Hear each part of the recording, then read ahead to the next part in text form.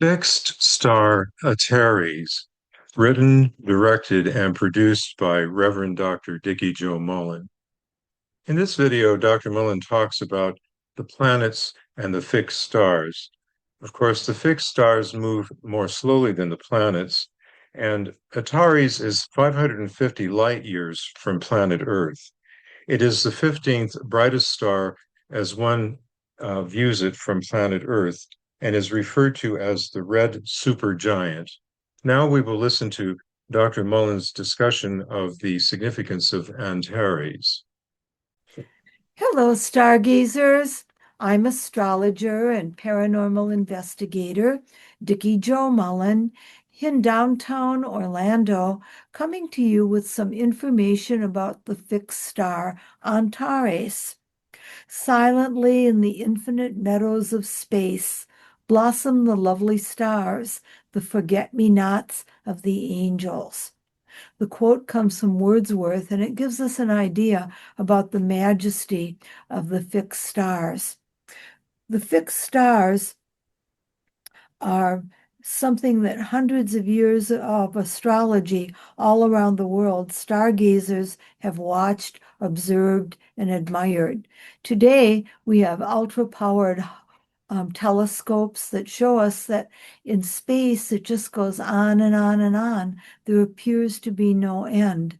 And we might be a small organism or a whole galaxy within a much larger, incredibly large other living organism of some type. Isn't that an interesting and frightening thought? Well, something that helps us to go beyond our own familiar solar system and zodiac is to begin to look at some of the fixed stars. And these can be placed in your own birth chart. And also, if you're looking at the horoscopes for world affairs or world leaders, the fixed stars can be critically important. So, over hundreds of years all around the world, astronomers and astrologers have watched the skies. Eventually, observing all of this led to the development of the different systems of astrology, the Chinese, Native American, and our Western astrology, which has its roots among the ancient Greeks and the Egyptians. The result became the art and science of divining how life here on Earth will be mirrored in the heavens around us. The stars, the celestial bodies, gradually came to be divided into two categories. First of all, there are the planets. The word planet means wandering stars, and that's Mercury, Venus, and Mars, and so forth near us that we can see move around the earth, around the zodiac from our perspective. And the erratic ones were eventually identified first. Then the more distant fixed stars were noted. For a long time, observers thought the fixed stars actually were unmovable, but eventually it was recognized that these do move, but ever so slightly, barely a degree in an entire century, in fact. Eventually, observers began to follow the fixed stars among unknown and immense patterns, unlike the planets and the moon and the sun as we observe it. The fixed stars are of greater significance in interpreting birth charts in the long run, as well as the outcome of mundane and worldwide events. Each fixed star is actually a sun, like our sun, more or less, and these many suns have planets orbiting them. The stars differ in color, temperature, and size. During the Middle Ages, magicians and religious practitioners would invoke the influence of the fixed stars in interpreting all types of horoscopes. They would use sigils, designs that were drawn to reflect the star patterns and call in their energies and powers. Does that work? Well, they thought it did. Maybe it does. But at any rate, we do know that the fixed stars are significant. The fixed star we're looking at this time in this edition of Star Dates is Antares. Antares is 550 light years away from our sun. It's a long, long way. A light year is the amount of light that we can see moving within a year, that distance, and it moves 186,000 miles a second. So 550 light years away is quite a long distance, and yet Antares is so huge. It's a red supergiant. We can see it. It's visible in the night sky. And it's so huge that if it were positioned where our sun is, Antares would swallow up Mercury, Venus, Earth, and probably Mars. It's the 15th brightest star that you see if you look up in the heavens in a place where it's dark with ambient light. And it is visible to the naked eye. It is a bright fiery red and has flashes of emerald light coming from it. Antares appears at first to be one large star, but it's actually binary, two different stars moving together across a vast backdrop of space. It's situated near the center of Scorpius, the scorpion, and it's linked to the sinister heart of the scorpion. That's the key to its meaning.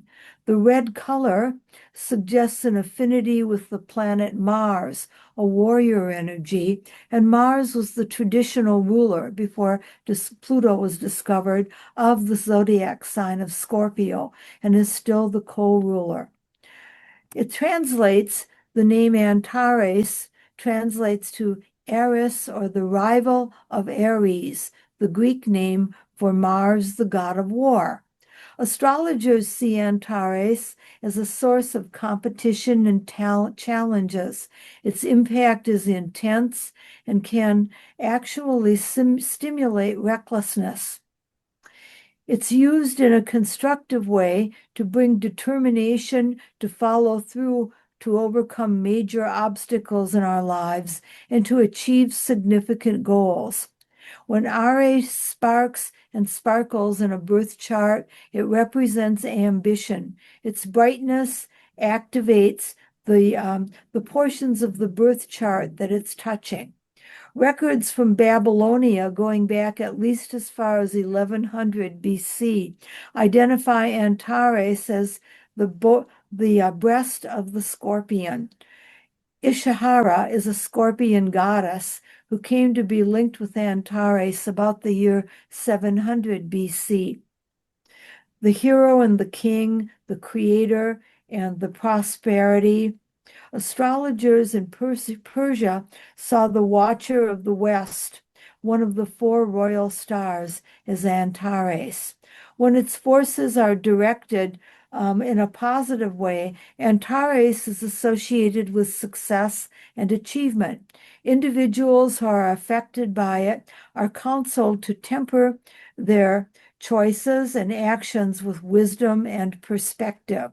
When negative, the celestial heavyweight can promise discomfort and even malevolence. Ptolemy describes it as having a Mars-Jupiter influence, whereas Chinese astrologers would call it the celestial wolf. The Navajo spiritual tradition, as well as Zoroastrianism, will address the significance of Antares as an adversary and enemy. Antares is a much younger star than our sun, and it is estimated to be about 12 million years old. In contrast, our sun is estimated to be 4.5 billion years old, and that's just middle-aged for a star. So thinking of the age differences across the bodies of our universe, it becomes especially mind-boggling. Currently, Antares is located at 9 to 10 degrees of Sagittarius. The influence of Antares in modern horoscopes is used with a 1 or 2 degree orb. And let's go through what it means if Antares is affecting a planet in your own birth chart, or in a horoscope you might be doing about an event or for a country or nation. Everybody born from the 1st to 2nd of December every year will have the sun near 9 to 10 degrees of Sagittarius. Antares brings them an interest in faith and religion, winning honors, and the special ability to face difficulties. If you happen to have the moon in Sagittarius, the moon between 9 and 10 degrees Sagittarius especially brings great power, the ability to influence others, and also brings wealth and success, although that might be transitory. It could be a rags to riches type of thing. Antares near Mercury, if your Mercury is in the early part of Sagittarius, is going to bring very, very suspicious and untrusting qualities to the mind. There might be involvement with business, church business, or politics, and subtleties related to those activities. Antares conjunct Venus is energetic and capable, and there can be a lot of insincerity in love before the right person is found, and fragile health if you happen to have Venus between 9 and 10 degrees of Sagittarius. And I'm sorry, Antares. Antares conjunct Mars can bring bad habits and tension with relatives, can be very big hurdles, but there can be promising financial prospects. That would be your natal Mars between 9 and 10 degrees of Sagittarius. Jupiter is the ruler of Sagittarius, so if you happen to have your natal Jupiter there, 9 to 10 degrees, Antares is especially powerful in your own birth chart. There can be religious hypocrisy, but also help from affluent friends and relatives, and quite a bit of wealth. Antares involved with Saturn, there's an emphasis on material success. The domestic life can be turbulent. It can be very hard to find a peaceful or happy home if Antares is near Saturn. Near Uranus, there are extreme ideas, many relationships, variable finances. Antares near Neptune, if your Neptune happens to be 9 to 10 Sagittarius, is a shrewd secrecy and can accumulate gain through hard work.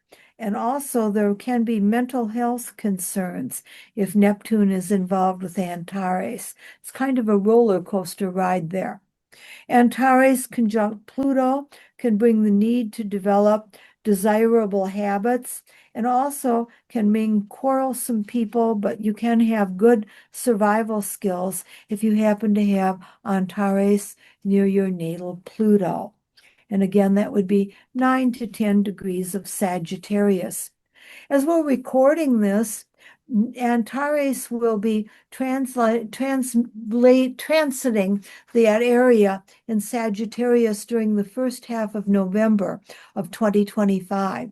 So during the first half of November of 2025, we can in the world see the influence of this interesting fixed star. And again, it can be quite shrewd and turbulent, but it has positive elements too. It can show extreme turning points. Looking a little further ahead, from October 10th to the 31st of 2027, a couple of years from now, Mars has a 2-year cycle, and that also will be a time when we'll be feeling the impact of the fixed star Antares. I'm Dikki-Jo in Orlando, Florida, reminding you to look up at that beautiful red star, attuned to the energy, and remember what it means to us being in the heart of the scorpion from our perspective. Thank you for watching the video. Reverend Dr. Dikki-Jo Mullen has been gifted with several psychic learning styles that she has developed over her lifetime. Each of us has been gifted with innate psychic learning styles as well that we may choose to develop. Reverend Dr. Dikki-Jo Mullen is an astrologer, psychic, and parapsychologist. She provides astrology, psychic, rune, and tarot card readings. She provides face-to-face and Zoom readings and seances. She offers webinars, face-to-face individual and group sessions as well. Here are Dr. Mullen's social media sites. Her email recently changed. She offers inspirational insights on her WordPress site. She has more than 200 related videos on her YouTube channel and also maintains a Facebook page. Reverend Dr. Dikki-Jo notes that use of the internet enhances the psychic energy of her work. She observes that this is a result of the fusion of her earthbound energy, her psychic energy, and internet energy working together. She encourages you to explore and develop your innate psychic learning styles.